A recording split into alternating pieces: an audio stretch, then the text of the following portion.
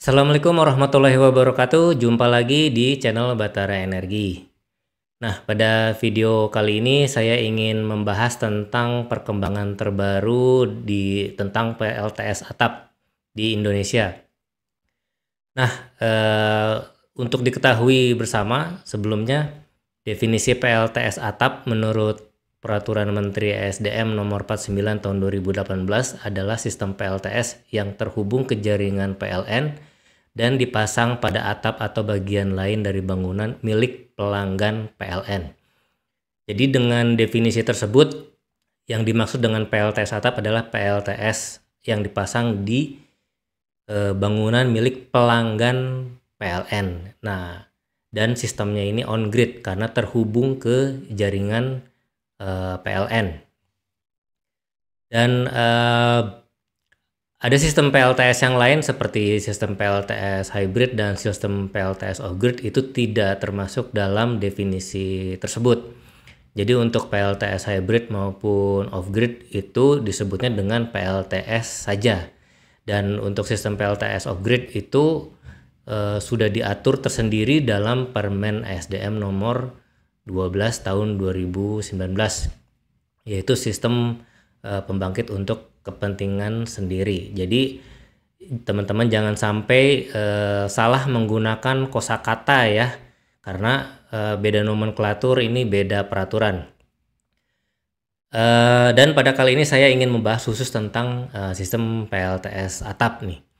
PLTS atap itu ada yang dipasang untuk bangunan rumah tangga ya, PLTS residensial, ada juga yang dibangun untuk komersial dan industri.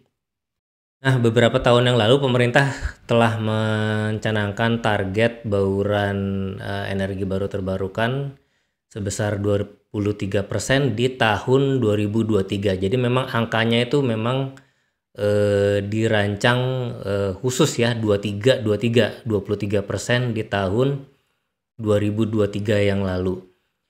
Nah, untuk mencapai target tersebut, maka kapasitas PLTS atap yang harus dikejar yaitu kapasitasnya adalah 900 MW. 900 MW di tahun 2023 ya teman-teman. Tetapi berdasarkan data terbaru yang saya dapat per November 2023 yang tercapai yaitu kapasitasnya cuma 138,04 MW ya. Jadi bukan 900 MW dengan total pelanggan di 8.302 pelanggan. Mayoritas pelanggannya yaitu rumah tangga sebanyak 5.663 pelanggan. Namun total kapasitas paling tinggi itu dari pelanggan industri sebesar 74,46 MW. Jadi sisanya itu sebesar kurang lebih di 60-an MW yaitu dari pelanggan rumah tangga. Nah, jumlah PLTS atap terbanyak di Provinsi Banten sebesar 2.878 pelanggan dan kapasitas terbesar di Jawa Barat di 32,88 MW. Nah, ini teman-teman bisa lihat di slide ini. Di tahun 2023 itu targetnya 900 MW tetapi yang tercapai di 138,4. Sehingga target 900 MW ini ya tidak tercapai gitu. Jadi bauran energi baru terbarukan sebesar 23% itu tidak tercapai. Dengan pencapaian tersebut praktis di Indonesia ini ada di peringkat paling bawah di negara-negara ASEAN dalam adopsi PLTS atap ya, dan juga dalam adopsi PLTS secara keseluruhan. Jadi teman-teman perlu saya sampaikan juga bahwa di ASEAN itu nomor 1 paling banyak adalah Vietnam, kemudian yang kedua adalah Filipina, yang ketiga itu Thailand, dan paling bawah itu Indonesia ya. Ya, di bawah di atasnya Indonesia itu ada Singapura. Jadi kita itu ada di bawah Myanmar dan Singapura. Bahkan Singapura saja dengan negara yang areanya jauh lebih kecil dari Indonesia, itu kapasitas PLTS atap yang terpasangnya itu beberapa kali lipat dari Indonesia. Nah, di sini kita perlu bertanya-tanya ya. Jadi dengan potensi PLTS yang bisa terpasang atau kapasitas pembangkit listrik tenaga surya yang bisa terpasang di Indonesia sebesar 3.294 gigawatt, tetapi yang baru terpasang itu sebesar 138 megawatt dari golongan PLTS atap, dan ya sekitar 250-an megawatt untuk PLTS IPP ya, ground mounted maupun floating. Ya kita jadi bertanya-tanya gitu, apa sih penyebabnya sehingga Indonesia itu lambat dalam melakukan adopsi PLTS gitu. Nah, di sini saya coba menganalisa dan berdiskusi dengan teman-teman yang lain yang jauh lebih expert dari saya ya, tentu saja.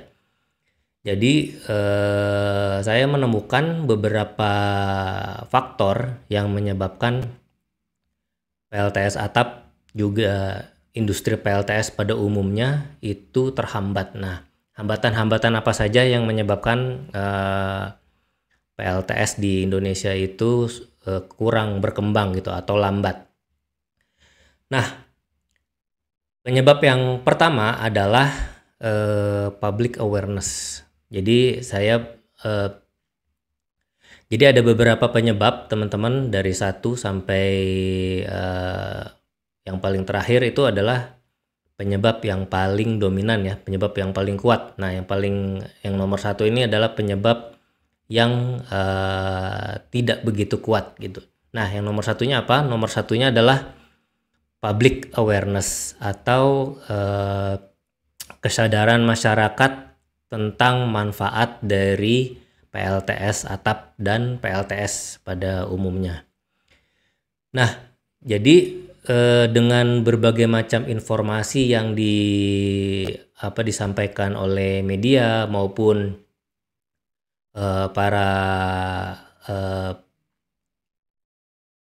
elit pemerintah ya, masyarakat itu bisa dibilang belum begitu paham, belum begitu menyadari manfaat dari PLTS atap dan PLTS pada umumnya.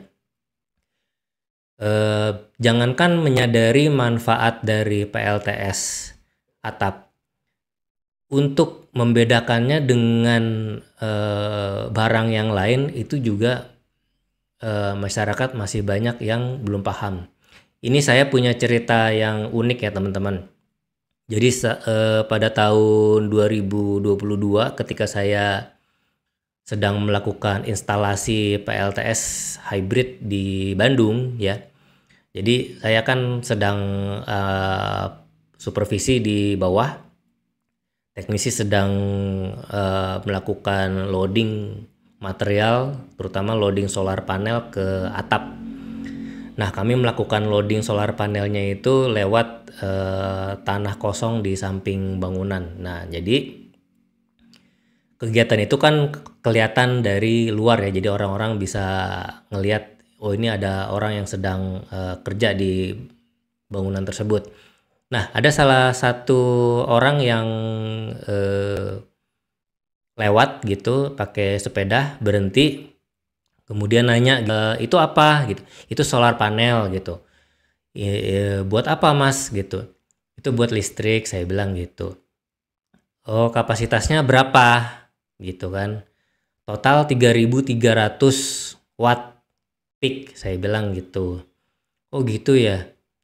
Banyak juga ininya ya, solar panelnya ya. Iya, ada 10 lembar gitu. Terus itu cuma buat pemanas air ya. Nah, di sini saya kaget gitu ya. Jadi tadi dari omongan sebelumnya kan itu apa? Itu solar panel. Itu buat apa? Itu untuk listrik, saya bilang gitu. Tapi dia masih nangkep solar panel itu untuk pemanas air, teman-teman. Jadi banyak masyarakat yang belum bisa membedakan antara solar heater dengan solar panel. Dan ini sering sekali saya temukan ya dalam percakapan-percakapan dengan teman-teman saya sendiri, dengan orang-orang yang bertanya-tanya tentang PLTS atap ya. Saya menjelaskan tentang solar panel itu maksudnya kan ya panel surya yang menghasilkan listrik ya, fotovoltaik. Tapi yang ditangkap oleh mereka, yang ditangkap oleh orang lain itu ternyata bisa beda gitu. Dan mereka menangkap itu tuh buat pemanas air. Padahal ini untuk menghasilkan listrik. Nah, itu yang pertama. Jadi masyarakat belum bisa membedakan antara panel surya fotovoltaik dengan solar water heater untuk pemanas air. Kemudian ada kasus lagi di Mojokerto ketika saya sedang melakukan instalasi solar panel di balai desa dan gedung BUMDesnya. Itu ada pekerja-pekerja lain yang sedang bekerja di sana dan ada mobil material yang mondar-mandir gitu untuk mengantarkan material. Itu ini ya pekerja sipil ya. Jadi selain kami ada juga pekerja yang lain. Nah, ada salah satu sopir ya, sopir mobil material itu ketika kami sedang pasang solar panel di atap gedung BUMDes itu, dia berhenti. Terus kemudian dia tanya, "Itu apa, Mas?" gitu. "Oh, itu solar panel, Pak." gitu. "Itu buat PLTS gitu, listrik tenaga surya." Saya bilang gitu. Katanya, "Oh, gede juga ya." gitu. "Itu buat mendinginkan atap ya, Mas?" Nah, ini unik lagi nih. Jadi yang sebelumnya persepsi masyarakat pada umumnya ternyata salah paham, ditangkap sebagai solar water heater, itu dia ngira buat mendinginkan atap. Nah, itu saya terus terang tidak menduga ya. Jadi ternyata persepsi masyarakat tentang panel surya itu bisa beda-beda. Kalau kita nggak jelaskan dengan benar, nggak kita jelaskan dengan akurat, maka public awareness atau kesadaran masyarakat tentang barang apa ini dan manfaatnya untuk apa itu memang tidak terbentuk gitu, tidak menyebar dengan baik gitu. Nah, ini makanya salah satu PR yang perlu kita lakukan bersama-sama ya. Jadi membangun public awareness melalui edukasi, melalui penyampaian informasi yang akurat dan benar dan mudah diterima untuk oleh masyarakat gitu, bahwa ini untuk menghasilkan listrik sehingga bisa menghemat biaya listrik ya, bukan pemanas air, bukan untuk mendinginkan atap. Ya memang betul sih waktu kita pasang solar panel di atap itu ya memang plafon itu menjadi lebih dingin dari sebelumnya, tapi itu kan by product gitu, manfaat secara tidak langsung. Kalau fungsi utamanya ya tetap untuk menghasilkan listrik. Nah, ini perlu disampaikan terus-menerus, perlu menjadi perbincangan publik di mana-mana, perlu diviralkan gitu, maksudnya menjadi perbincangan di mana-mana sehingga public awareness itu terbangun. Nah, salah satu yang menghambat public awareness ini terbangun ya banyak informasi-informasi yang salah mengenai panel surya, mengenai PLTS atap, mengenai PLTS pada umumnya, sehingga masyarakat itu menjadi tidak terinformasi dengan baik dan ya merasa tidak ada manfaatnya kita pasang PLTS gitu. Ya kalau mereka nggak tahu ini apa ya, tidak tahu manfaatnya ya, sehingga tidak ada kebutuhan gitu untuk menggunakan sistem tersebut gitu. Ya itu tentang public awareness gitu. Oke, yang berikutnya adalah faktor kedua. Faktor kedua ini yaitu affordability ya, keterjangkauan. Affordability ini maksudnya bagaimana? Jadi kalau orang mau menggunakan sistem PLTS atap yang memadai ya, yang memadai dan cukup handal agar bisa digunakan untuk menghemat biaya listriknya selama 1 bulan dan sesuai kualitasnya, maksudnya kualitasnya sesuai standar dan pemasangannya juga sesuai standar sehingga lifetime-nya bisa panjang, itu harganya tidak murah gitu. Sehingga dengan harga yang tidak murah ini sedikit dari masyarakat yang bisa menggunakan sistem PLTS atap. Tetapi kan katanya solar panel itu harganya terus turun. Betul. Saya bisa kasih contoh yaitu solar panel kapasitas 50 WP tahun 2008-2009 itu harganya masih 3 juta, teman-teman. Tetapi pada tahun 2023 kemarin, harga solar panel kapasitas 50 WP polikristalin maupun monokristalin itu harganya paling cuma 300 ribuan atau sampai 400 ribuan aja. Jadi sudah turun 90% gitu dari beberapa sekitar 10 tahun yang lalu. Dibandingkan 10 tahun yang lalu harganya itu udah turun 90%, jadi tinggal 10%-nya aja. Yang tadinya 3 juta jadi cuma 300 ribu. Jadi memang harga solar panel turun drastis teman-teman dalam 10 tahun terakhir. Memang dalam 1 tahun itu dia harganya naik turun ya, volatil, tergantung pabrikan itu produksinya bagaimana dan demand ya, supply and demand, dan kemudian kurs dolar dan lain-lain lah, faktor-faktor seperti itu, mekanisme pasar biasa. Tetapi kalau ditarik dalam kurun waktu 10 tahun itu harga solar panel sudah turun 90%-nya teman-teman. Jadi sudah sangat murah dibandingkan 10 tahun yang lalu. Tetapi untuk membangun PLTS itu solar panel saja tidak cukup. Kita juga harus menggunakan komponen-komponen yang lain, yaitu inverter. Untuk sistem on-grid, kita butuh inverter on-grid. Untuk sistem hybrid atau off-grid, kita harus menggunakan inverter hybrid dan off-grid. Atau kalau misalnya kita membutuhkan solar charge controller eksternal, kita membutuhkan solar charge controller eksternal menggunakan MPPT. Dan juga baterai gitu. Kalau untuk sistem off-grid, setengah dari harga sistem itu dipakai untuk membeli baterai gitu. Jadi solar panel saja tidak cukup. Ada komponen-komponen yang lain yang harus dibeli juga gitu. Nah, komponen-komponen yang lain itu penurunan harganya tidak secepat solar panel ya. Inverter itu dengan adanya produk-produk baru dari China, sehingga masyarakat ini sekarang punya banyak pilihan dibandingkan 10 tahun yang lalu. Kita cuma bisa membeli produk-produk Eropa, misalnya SME, Fronius gitu, Schneider atau ABB. Kalau sekarang ABB sudah dibeli sama Vimer, jadi sudah jadi brand Vimer. Itu harga inverternya mahal sekali teman-teman. Yang 5 kW-nya mungkin 80 juta, 90 juta gitu. Jadi cukup mahal ya kalau produk-produk Eropa. Tetapi dengan masuknya produk-produk China itu memberikan kita banyak pilihan. Kita juga bisa membeli inverter yang kualitasnya cukup bagus, secara kualitas itu bersaing dengan harga yang jauh lebih murah.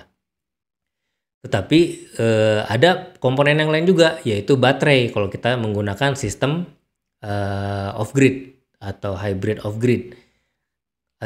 Hybrid off-grid ini kan butuh penyimpanan energi untuk dipakai sendiri, untuk konsumsi sendiri. Dan harga baterai itu ya masih lambat penurunannya gitu, tidak secepat solar panel. Sehingga ya meskipun solar panel sudah turun drastis 90%, tetapi total cost dari sistem tersebut ya, total cost ownership-nya itu ya turunnya belum sampai secepat solar panel ya.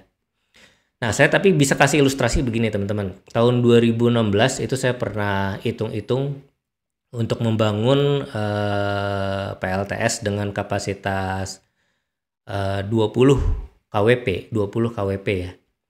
20 kWp itu butuh biaya investasinya di 2 miliar, teman-teman. Itu 2 miliar. Nah, tapi pada tahun 2022 itu kalau kita hitung-hitung lagi, kapasitas 20 kWp itu bisa dibangun dengan biaya hanya 300-an juta aja. Gitu. Paling mahal di 400 juta lah. 20 kWp 400 juta. Jauh sekali bedanya gitu. Hanya sudah 20%-nya. 20%. Ya kan 400 juta dibandingkan 2 miliar berarti kan sudah turun 80% gitu. Nah, tetapi dengan biaya sebesar itu ya ternyata masih banyak masyarakat yang belum mampu untuk mengeluarkan dana sebanyak itu untuk kapasitas 20 kWp. Nah, jadi affordability yaitu masih menjadi kendala. Dan ini terjadi di seluruh dunia ya teman-teman. Jadi bukan cuma di Indonesia aja. Bukan karena Indonesia negara berkembang, pendapatan per kapitanya masih rendah. Jadi kita tidak mampu membelinya. Enggak, ini di seluruh dunia nih teman-teman. Di seluruh dunia masalah kedua dari adopsi PLTS itu adalah affordability. Biaya investasinya di depan, high upfront cost, biaya investasi di depannya itu sangat tinggi. Jadi kalau ada orang yang bilang, wah segitu murah banget, wah itu mungkin kemungkinannya cuma dua, dia sultan, yang kedua ya mungkin lagi flexing gitu. Oke, tentang affordability kira-kira bisa dipahami ya. Yang berikutnya, yang ketiga, yaitu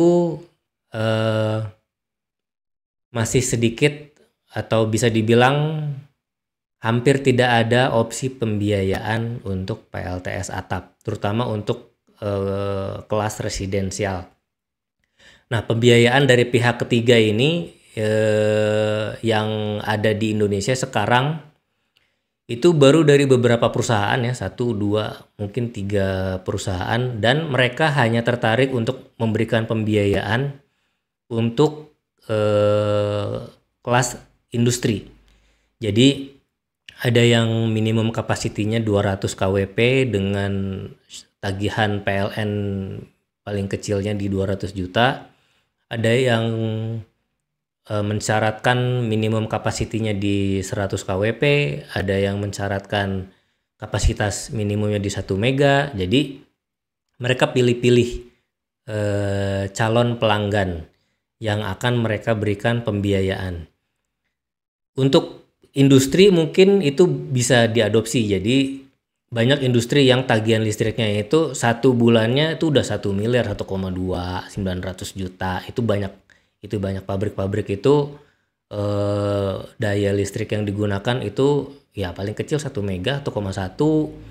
Kemudian 5 mega itu paling banyak, itu banyak sekali ya yang menggunakan listrik 5 mega dengan biaya listrik bulanannya itu di 1 miliar, 2 miliar gitu. Jadi skema seperti itu masuk. Nah, tetapi untuk kelas komersial misalnya yang kapasitasnya itu di 50 kVA misalnya, 50 kVA ya kalau daya PLN. Itu sudah mulai susah. Hampir nggak ada perusahaan pembiayaan yang tertarik untuk melakukan pembiayaan di kapasitas tersebut. Padahal jumlah pelanggan 50 kVA ini juga cukup banyak gitu, cukup banyak. Kemudian residensial bagaimana? Ya residensial sampai hari ini saya bisa bilang belum ada satupun perusahaan pembiayaan yang tertarik untuk melakukan pembiayaan atau cukup serius untuk memberikan pembiayaan untuk kelas residensial. Kalau di berita-berita sih ya banyak ya. Ada BPR di Jawa Tengah yang memberikan pembiayaan PLTS atap untuk kelas residensial gitu. Ada bank BUMN, ada bank swasta yang katanya sudah punya produk pembiayaan PLTS. Pada kenyataannya pada saat kita tanya mereka produknya kayak gimana, ini ada, kalau misalnya kita mau pasang PLTS atap di rumah, syarat-syaratnya apa saja gitu. Ternyata yang mereka tawarkan itu produk yang sudah ada sebetulnya, yaitu KTA gitu, consumer loan biasa, bukan apa namanya pembiayaan khusus PLTS gitu. Yaitu consumer loan bunganya tinggi ya, cost of money-nya tinggi, dan bisa dibilang nggak ada inovasinya gitu. Kalau di bank BUMN, ya saya tidak perlu sebut bank BUMN yang mana, teman-teman bisa cari sendiri. Itu ternyata mereka menggunakan kartu kredit, teman-teman. Nah, kalau kartu kredit itu ya termasuk salah satu bentuk consumer loan yang tanpa agunan ya. Dan apa namanya, bunganya juga termasuk tinggi, dan itu dia menggunakan sistem bunga berbunga atau compound interest gitu. Dan ini tidak menarik, teman-teman, buat PLTS. Sebagai contoh ginilah, kalau kita mau pasang PLTS sistem 1 kWp ya, PLTS atap, berarti on grid ya. Kalau on grid nggak pakai baterai ya. Ini teman-teman jangan sampai salah tangkap. Sistem PLTS on grid 1 kWp, kelas residensial, itu kecil banget ya. Itu kecil banget. Harganya itu kan sekitar 23-24 juta ya di pasaran gitu. Nah, siapa yang punya kartu kredit dengan limit sebesar 25 juta atau 30 juta? Ya berarti orang-orang tertentu yang pegang kartu kredit gold kan. Kalau silver nggak mungkin. Silver itu mungkin limitnya cuma 8 juta, 10 juta. Kalau gold biasanya di atas 20 juta gitu. Dan platinum itu di 75 juta ke atas gitu. Yang saya tahu gitu ya. Jadi ya otomatis pelanggan-pelanggan tertentu saja yang pegang kartu kredit gold atau platinum, benar nggak gitu. Kalau kartu kreditnya masih silver atau yang limitnya masih 3 juta 4 juta ya nggak akan bisa untuk melakukan pembiayaan gitu menggunakan kartu kredit. Jadi nggak ada inovasinya gitu. Karena nggak ada inovasinya otomatis ya tidak menarik. Karena tidak menarik ya nggak jalan gitu. Untuk sistem residensial sampai saat ini saya bisa bilang belum ada satupun perusahaan pembiayaan untuk kelas residensial. Jadi dengan opsi pembiayaan yang terbatas dan bahkan bisa dibilang tidak ada, maka pengembangan PLTS ini menjadi terkendala gitu. Oke, berikutnya faktor yang keempat. Faktor yang keempat yaitu minim insentif ya, minim insentif dari pemerintah. Jadi saya mau sampaikan bahwa peran pemerintah di sini dalam menetapkan aturan, terutama insentif untuk PLTS itu masih minim. Ya, sebagai contoh gini lah, program insentif terakhir yang saya tahu itu dari luar, teman-teman, bukan dari pemerintah. Dan itu syaratnya cukup banyak gitu. Misalnya harus dibangun oleh perusahaan EPC yang sudah memiliki SBU dan lain-lain ya. Ya itu nggak ada masalah. Tetapi sistemnya itu kita pasang dulu setelah selesai commissioning, kemudian sudah beroperasi, baru kita bisa klaim cashback-nya ke lembaga ISEC tersebut. Nah, di sini artinya tetap aja kita harus keluarin dana besar di awal dulu. Kemudian nanti kalau sudah terpasang dan memenuhi syarat dokumen-dokumennya secara administrasi tidak ada masalah, baru kita dapat cashback. Jadi pasang dulu baru dapat cashback. Bukan seperti insentif untuk kendaraan listrik yang disubsidi sama pemerintah, sehingga yang harganya tadinya mahal karena disubsidi sama pemerintah, harganya menjadi jauh lebih murah. Nah, kalau di PLTS nggak gitu. Jadi kita pasang dulu, tetap keluar biaya tinggi, nanti kita urus, kemudian kita dapat cashback. Cashbacknya pun bukan dari pemerintah, tetapi dari lembaga donor gitu. Dari pemerintah sendiri belum ada insentif teman-teman gitu ya, baik berupa subsidi maupun program-program seperti itu. Dengan minimnya insentif ya, atau kalau nggak mau dibilang nggak ada sama sekali, maka otomatis pengembangan PLTS ini juga menjadi lambat. Karena ya insentif itu dia fungsinya untuk meningkatkan nilai keekonomian dari PLTS atap. Kalau nilai keekonomiannya rendah, maka lembaga pembiayaan juga enggan untuk memberikan pembiayaan gitu. Nah, ini saya kira perlu inovasi ya, perlu terobosan dari pemerintah. Jadi dengan kalau memang targetnya sebesar 900 megawatt ya di tahun 2023, harusnya kebijakannya juga sejalan gitu. Itu nanti akan kita bahas ya. Oke, tadi yang keempat minim insentif. Yang berikutnya ini yang paling dominan ya, faktor yang paling dominan yaitu kebijakan teman-teman, kebijakan atau regulasi, aturan main ya, aturan main. Bahasa simpelnya gitu, aturan main. Kebijakan itu yang membuat regulasi, dirumuskan dalam bentuk regulasi, dan regulasi itu kemungkinannya cuma dua, boosting atau blocking ya. Dan ini pernah disampaikan oleh Pak Herman Darnel Ibrahim ya dari DEN, Dewan Energi Nasional. Jadi pemerintah itu sudah mencanangkan bahwa strategi kita untuk transisi energi 2030 itu untuk mencapai net zero emission 2060 ya, net zero emission itu 2060, dan untuk mencapai bauran energi 50 sekian persen di tahun 2030, maka strategi nomor satunya adalah mendukung adopsi energi surya. Ya, strateginya energi surya. Tetapi kebijakannya, regulasinya itu menghambat, blocking.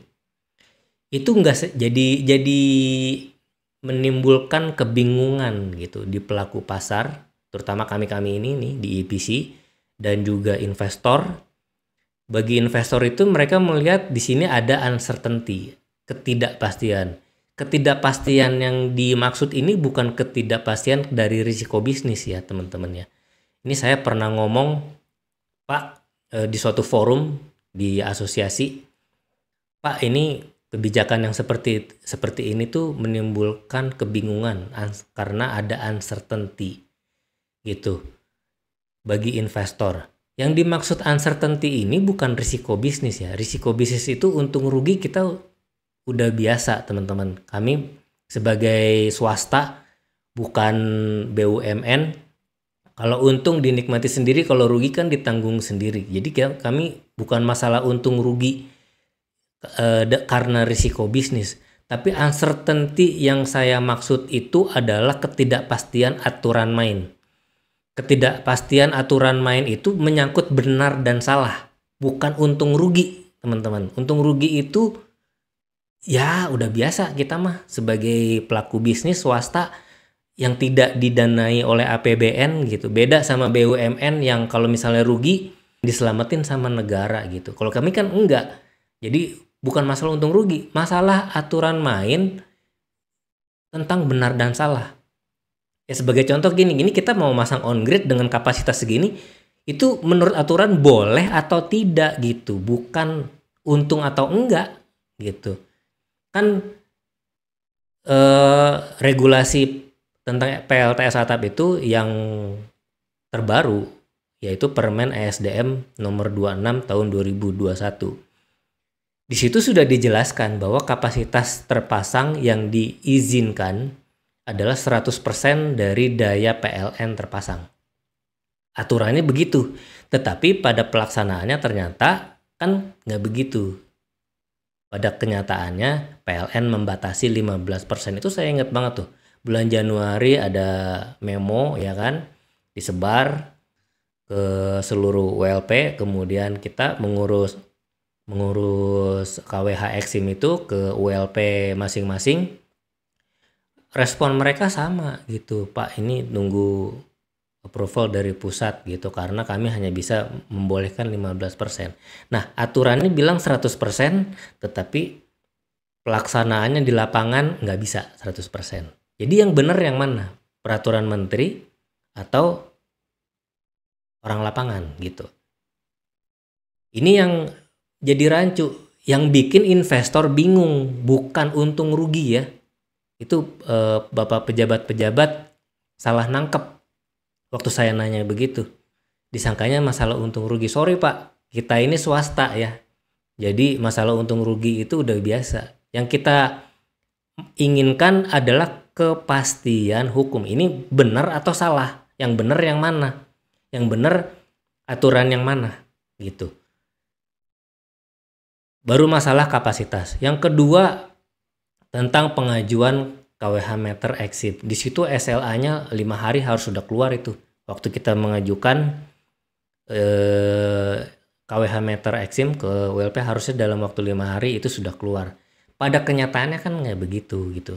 Dengan alasan ini ada peraturan dari begini. Jadi antara peraturan dan pelaksanaan di lapangan itu ada perbedaan yang sangat signifikan, yang sangat jauh. Sehingga di sini kita ngelihat ini aturan menteri aja nggak dilaksanakan gitu. Bagaimana dengan aturan-aturan yang di bawahnya nanti gitu. Dan kita harus ikutin aturan yang mana. Itu tuh kebingungan itu. Nah, peraturan ini kan kemudian direvisi ya. Peraturan ini kemudian direvisi dengan poin-poin yang ya kurang menarik lah bagi PLTS atap ya, bagi pelanggan. Jadi di situ kami menilai bahwa pemerintah menetapkan target 900 MW tahun 2023 atau 3,6 gigawatt di tahun 2025. Saya kira itu jauh panggang dari api lah. Jadi nggak masuk akal gitu. Kita diajak seolah-olah kita itu diajak untuk ngejar target 3,6 gigawatt tapi kakinya dibelenggu gitu. Tapi tangannya diikat. Gimana caranya kita mau ngejar gitu. Nah, pemerintah ini serius apa enggak gitu untuk melaksanakan target tersebut gitu. Kalau memang serius harusnya regulasinya jangan blocking gitu, harusnya boosting. Nah, salah satu boosting PLTS itu ya hambatan-hambatan tadi itu harusnya dihilangkan gitu, hambatan yang terkait dengan masalah teknis, terkait dengan masalah pembiayaan, terkait dengan public awareness dan lain-lain itu harusnya dihilangkan gitu. Nah, bukan ditambah lagi gitu dengan blocking dengan alasan oversupply misalnya, dengan alasan-alasan mengganggu kestabilan sistem dan lain-lain begitu, yang belum tentu terbukti juga kan gitu. Nah, makanya pada video kali ini saya berharap ini menjadi bahan pemikiran bersama ya untuk elaborasi lagi, dipikirkan lagi gitu. Indonesia ini kan punya peran penting dalam transisi energi dunia, di mana kita sebagai salah satu negara yang posisinya di Khatulistiwa dengan potensi energi surya yang terbesar, harusnya bisa menjadi pemimpin dalam penerapan energi surya. Itulah kita harus malu sama Vietnam, kita harus malu sama Filipina. Mereka luas negaranya lebih kecil dari Indonesia. Dari jumlah penduduknya juga tidak sebanyak Indonesia. Otomatis kan permintaan energinya juga tidak begitu besar. Tetapi kok mereka bisa menjadi negara nomor 1 di ASEAN yang adopsi energi baru terbarukannya, terutama PLTS. Energi surya itu kok paling besar gitu. Yang pertama Vietnam, yang kedua Filipina. Malaysia itu udah jauh di atas kita gitu. Jadi kita ini termasuk lambat dibanding mereka, bahkan paling belakang Indonesia dalam penerapan energi surya. Ya malulah gitu, berarti dalam pergaulan internasional kita dianggap tidak serius gitu. Padahal waktu di acara G20 itu pemerintah sudah mencanangkan ya, jadi kelihatan cukup serius gitu untuk berperan dalam akselerasi transisi energi di Indonesia dengan adanya PLTS Terapung di Muara Tukat, di PLTS Mandara di Jalan Tol Bali Mandara gitu. Ada PLTS 2 kali 1 giga IPP di Teluk Benoa kalau nggak salah ya, punya Medco. Ya orang luar termasuk orang Indonesia juga itu menangkap pemerintah ini serius nih mau arahnya ke sini. Tapi pada kenyataannya di lapangan itu nggak begitu. Nah ini yang menjadi catatan buruk kalau menurut saya,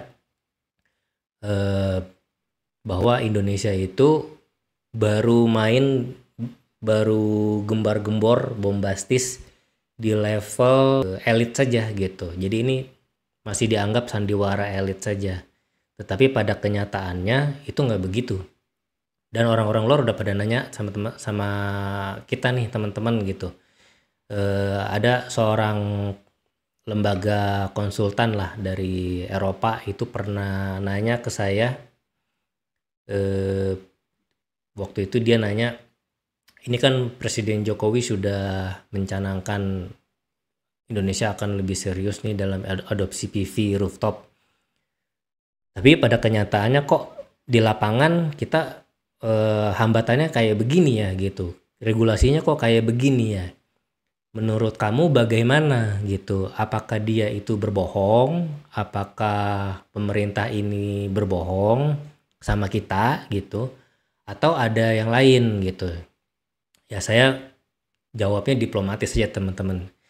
Jadi yang saya tahu Presiden Jokowi dan juga menteri-menterinya itu jawabannya seperti ini ya. Jadi pemerintah Indonesia itu tetap mendukung transisi energi selama tidak membebani APBN. Ya coba teman-teman elaborasi ya, kira-kira maksudnya ini bagaimana.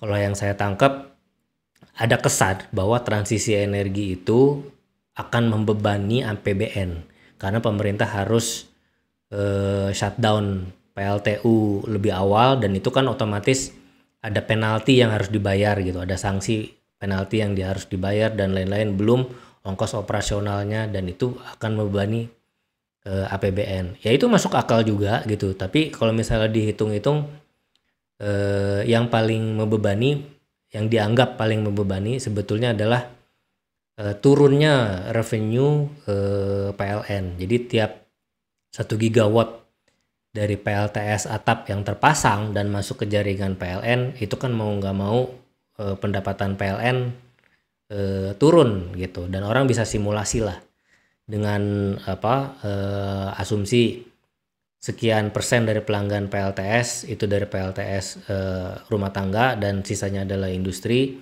maka setiap 1 gigawatt yang terpasang PLN mengalami penurunan revenue ya, penurunan pendapatan sekian miliar misalnya gitu, dan itu saya kira